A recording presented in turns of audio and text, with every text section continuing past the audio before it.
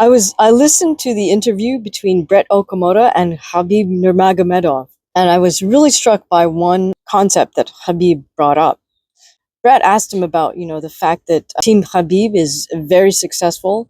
They have 4 fighters who are going to be competing on the January 18th card for the UFC. And Khabib said he could summarize the success of the team in one word, and that word is sacrifice. Khabib went on to bring up the example of a fighter who was training with their team who told Khabib that he's going to have to go home to Mexico for several weeks to celebrate the holidays with his family. And Habib's point was, well, he can't fault somebody for being a good family man, but he said this type of fighter will never be best in the world. Habib stressed that, in order to reach your goal, if you want to be a world champion, you're going to have to make sacrifices, which includes not only time with your family.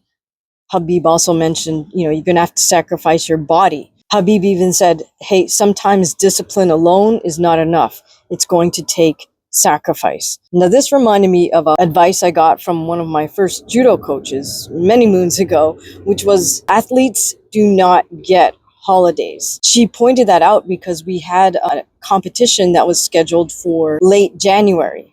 But what that meant was that we could not really celebrate the holidays in terms of just either not coming to the gym, the dojo, in terms of eating whatever the heck we wanted to eat, because if the tournament is third week of January, that means you've got to be making weight 6 weeks in advance. Yeah, at least you have to start thinking about making the weight in order to do it properly.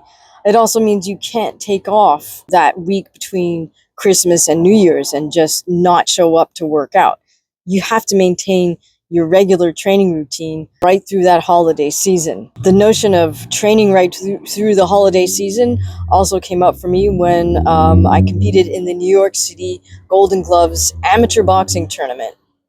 The Golden Gloves always started in January of the new year, but that meant you had to enter sometime in the December of the previous year, which meant you and your coach had to be on board with the fact that you were going to enter the Golden Gloves much earlier in the previous year. In other words, no boxing coach of any merit would tell somebody who wanders into Gleason's gym in September, oh, sure, you could enter the gloves next year. Most coaches who were decent coaches would tell somebody, look, you need to get 1 year of training and competing under your belt first before you even think about entering the Golden Gloves, because it was notoriously just a very difficult tournament, the most difficult tournament. Because that tournament started in January, that definitely meant you had to just train through the holiday season. Again, fighters are expected to make weight in January. We were given a 3-pound weight allowance for those preliminary matches, but you still had to absolutely make that weight. If you miss weight in the Golden Gloves, you're done, you're gone. It's all over for you. You can wait around till next year and try again. Now, the other daunting aspect of the New York City Golden Gloves was that it went from January all the way through April. What that meant, because, hey, we were living in New York City in that winter, spring, you're gonna get sick.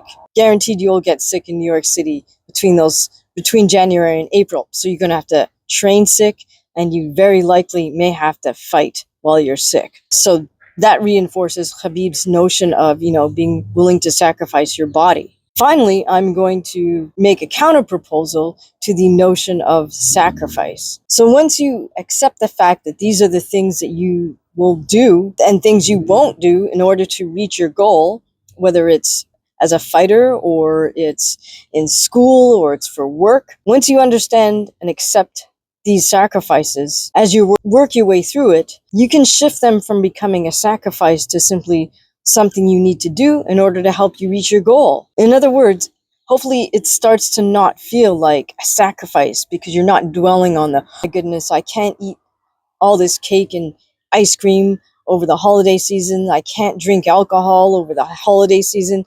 This really sucks.